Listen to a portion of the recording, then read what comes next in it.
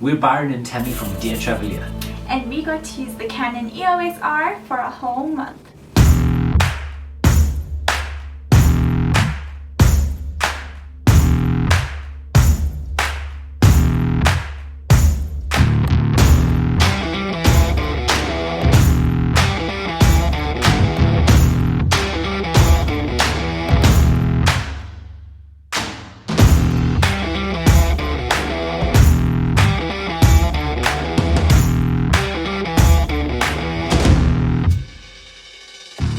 Canon South Africa was kind enough to lend us the Canon EOS R.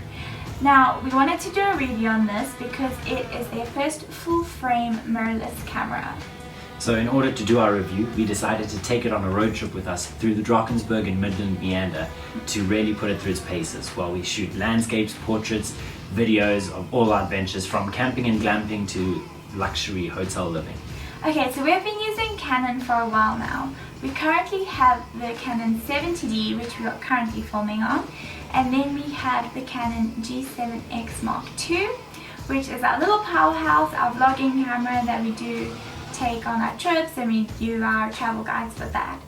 But recently some of you guys have been asking us what camera equipment we use, and we are actually in the market for a new camera.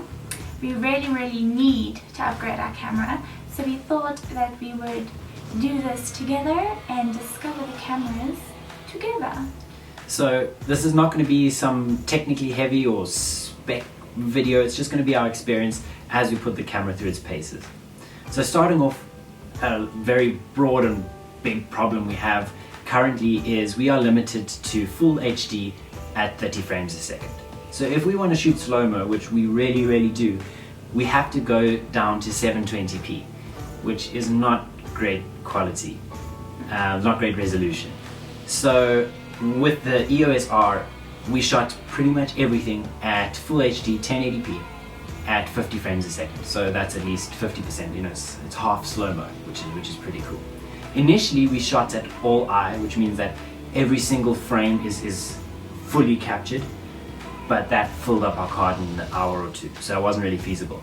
So we shifted over to IPV, which means it uses information from a few frames and then like blends them together. It's just a little bit like easier, it's an easier codec to use, and that was perfect for us. So that would last, in a 64 gig card, would last us more than a day.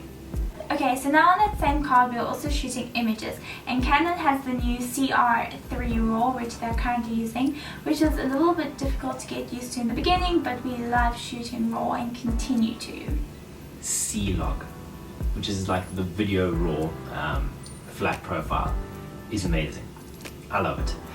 It gives you so much dynamic range. I think it's 12 stops of dynamic range on ISO 400. It is beautiful, and in post-production it hasn't just made coloring easier but actually possible, because before you'd be taking saturation and like trying to remove it, whereas right now we just bring up what we want. So if I wanted a less saturated cinematic look, I just bring up the aspects which I want, which is amazing. If you don't have that time or that interest in doing that, you can just shoot a normal color profile, and this is what it'll look like with a very neutral color profile. We often find ourselves planning our day around lighting, and we often spend most of midday indoors and away from windows, but now we don't have to, which is amazing for our videos and our stills. Yeah, I mean, if you look at this clip, you can see both indoors and outdoors at the same time, which is amazing. I absolutely love it. And speaking of HDR, the camera has a setting, a built-in HDR setting, as well as exposure compensation and bracketing. But if you use the built-in HDR function, it has up to +3 EV, you expose for the brightest part of your scene, and then it automatically takes the pictures, merges them, and you can keep the originals, but I mean, we appreciate the saving time in post, and it does it for you. Another feature, a small thing which I like about it, is if you use it, you can either set it to continuous or just to one shot. So if there's an HDR photo you want to take, you take it once, and then as you carry on, your settings are the same, and it's not just taking HDR photo after photo after photo. It does it once and then stops. We took 5 images and merged them into an HDR photo. You can take up to 7 photos, but we felt that was a little bit overkill for what we were doing. but you can really see it here in this image. We were having a picnic scene, and you can see there's light, there's dark, there's soil being mixed in with the dark. So there's all these different lighting, but with the HDR we are able to combine it to make an evenly exposed photo, which is something that existed before, but now it is just more, it's a lot easier and more versatile to use, which we thought we would mention. And another small feature I absolutely love is the LCD screen. It is amazing. It is so clear. In direct sunlight at night it's bright, and you just tap it once to change screens, and I often just glance in it and I can actually see exactly where I am and what I need to know. Like, instead of searching for light or trying to find out where I am, it's just trying to avoid the sunlight, the glare, it's just there. It's so nice. You'll see. You'll see. Okay, so if we're talking about things we love, let's talk about the body. No, not yours. So the Canon EOS R is 95 grams lighter than our current 70D, which you may not think is that much, but it really does make a difference when you're holding this the whole day, trying to film. And it also just looks really nice, really professional. It's kind of a nice accessory to pull out amidst the 5 stars when you are busy shooting at a location for a production event. It looks professional. And it's been used in Instagram stories to accessorize, to make the food look good. I don't know why. Yeah. But speaking about weight, so it's my turn to hold it now. This has helped us with our gimbal. So our gimbal is built for mirrorless cameras, and the 70D doesn't have a USB-C or anything like that, whereas this one does, so it unlocked all the potential. Now I could go on forever about this, so I made bullet points, 4 of them. 1, it's super easy and light to maneuver. 2, taking 360s or panoramas is awesome. Number 3, moving time lapses. Amazing. Number 4 has completely escaped me. Oh yes, so we could control the camera with Tammy's phone and the gimbal with we could swap, but that's just the way we did it, with my phone. So we would set it up, we could see what we're looking at, move everything around, and then record or take a photo. Which is pretty handy because Byron and I are always filming ourselves. There's no third person, so it comes in really handy. So another thing the Canon EOS R does is time lapses. And now we actually didn't use this function because we have an intervalometer and a gimbal, which we've become accustomed to using, and we're really comfortable with it. So we didn't actually test out the time-lapse feature, but we should have, because it automatically puts all the clips together for you into video, and it would have saved us a lot of time in post. Yeah, maybe we should. We've got 2 days left, so if we actually do test out this feature, it'll happen right now.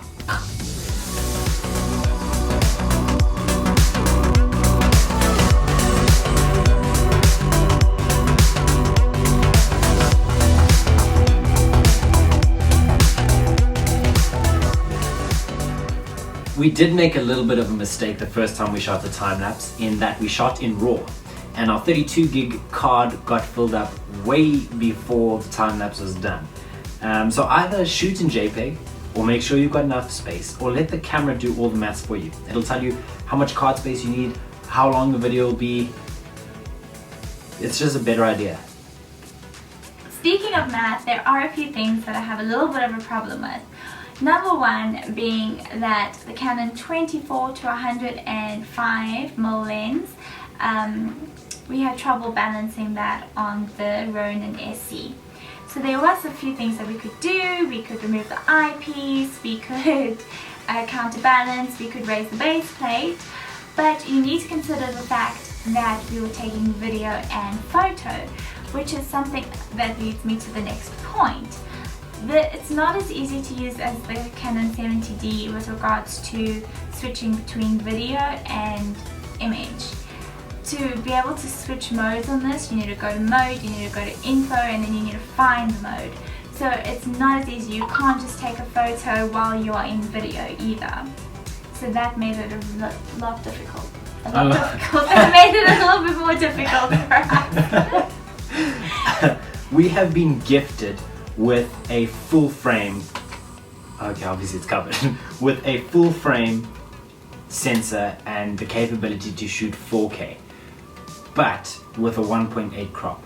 So that means if I have the 24mm lens on, it equates to a 40mm, and there goes my wide angle. So that was a little bit of an issue, but it didn't affect us for another reason, being that you cannot shoot high speed in 4K. And that's something that we prioritized with. So we tested a few shots in 4K, but then moved back to 1080p, 50 FPS, and just kept moving. So you can film in 100 frames per second, as long as you have no stabilization activated. And that does reduce your footage to 720p. So we didn't really use that in practice. But we tested it out. Yeah. Speaking of stabilization, that has been our second biggest, or one of the biggest issues we faced in the past. All our adventures before have all been shot handheld with only lens stabilization and like breath control. But now that we have the gimbal, it's not so much of an issue for us. However, we did do some testing. So I put it onto 4K and a 105mm lens. So that's actually a 190mm lens, the equivalent of.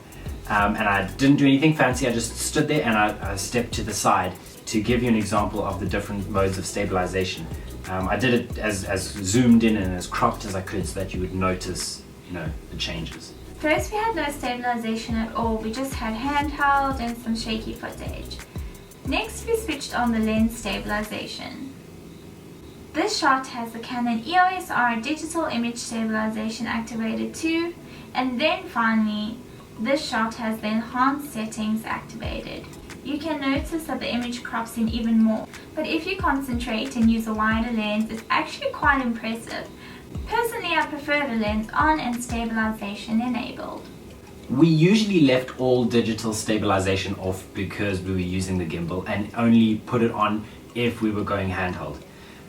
Initially, before going on this trip, when we were testing the camera out, I did do a few tests with the gimbal and without the gimbal. So I'll label them and put them in a giant mashup here so that you can pause, replay, rewind, and compare the different stabilization settings with and without the gimbal.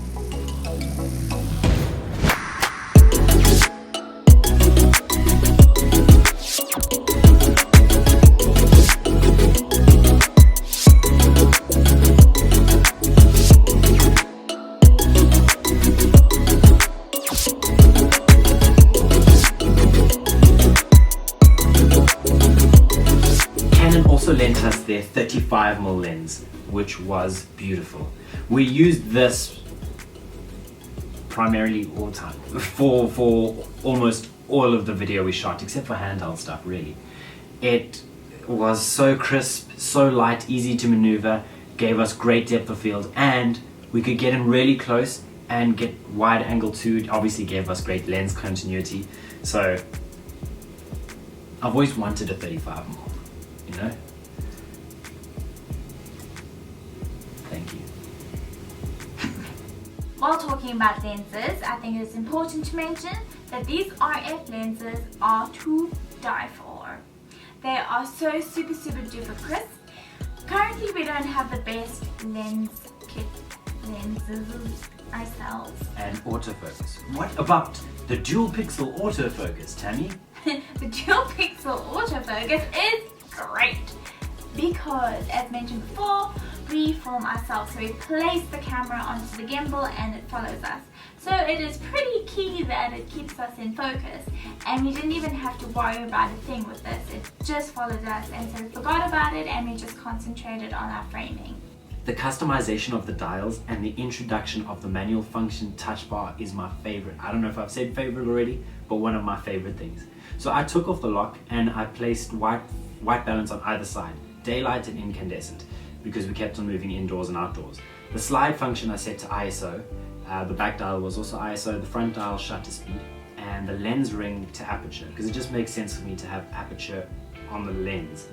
So while I was shooting, everything is placed so perfectly. I never had to take my eye away or try and find a button and then a dial. Every setting was just right there. Especially the manual function touch bar and the lens ring are amazing. You can just be right. Oh, And the electronic viewfinder Here we go. is spectacular. So it's got exposure simulation, you can have your level, you can have your graphs, it's got all the settings on there, and it has image review. It make you never have to move away from the camera. I often took away image review because it gets in the way, but you can even shoot video while looking through the eyepiece. I didn't find it useful I didn't find it useful, but you know, you can do that, which is cool. I was extremely worried about the low lighting conditions we had, but I mean, this video is still filmed at 50 frames per second. We reduced the shutter speed to a 50th and amped up the ISO to 3200, but it wasn't overrun with noise. On the 70D, however, 1600 already gives us a headache, but with the EOS R, we were able to push it up to 6400 at times, which was okay, but we preferred to veer away from that option anyway. Focus peaking, almost forgot. Focus peaking, I absolutely love it. I set it to red on video and blue on stills, mostly because I can, but I try to convince myself so that I know what settings I'm on. So if you don't know, focus peaking is when if something is in focus, it's highlighted in that color. So let's say red, then everything that's in focus will be highlighted in red so that you know. Because sometimes if you're looking through the eyepiece, it could be the eyepiece's focus itself that's a little bit off, or it's sometimes hard to see. So it just like aids you in focusing. Yeah, it was really cool to use. We don't use it all of the time. We mainly used it for time lapses and for panoramas, but Byron really loves to use it. And that's our 2 weeks in the Berg. Hey! We have a lot of cool videos, photos and content coming your way. So if you are looking for more examples, stay tuned. We'll be sure to mark and label everything so you know exactly what you're looking at. And we hope that you like what you're looking at. Maybe this video is a little bit too heavy for you, or maybe it was too surface level for you, we're not sure. But hopefully we were able to give you some practical insight on the Canon EOS R. And perhaps even build some hype for the Prospect EOS R. If you haven't already, please go ahead and whack that subscribe button. And while you're at it, whack a comment. And whack a share. Whack a like? I didn't even think of a like, yeah. Thank you for watching. Thanks for watching. Bye.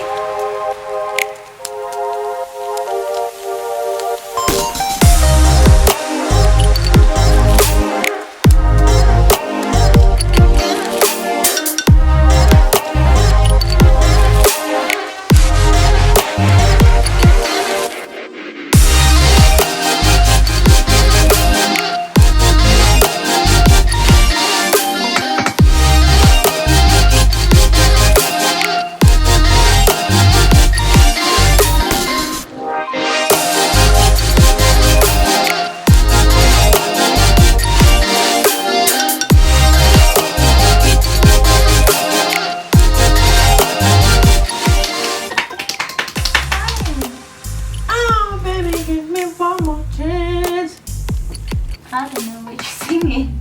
Okay. Speaking of maths, my leg is so... Okay, Speaking of maths... What is it?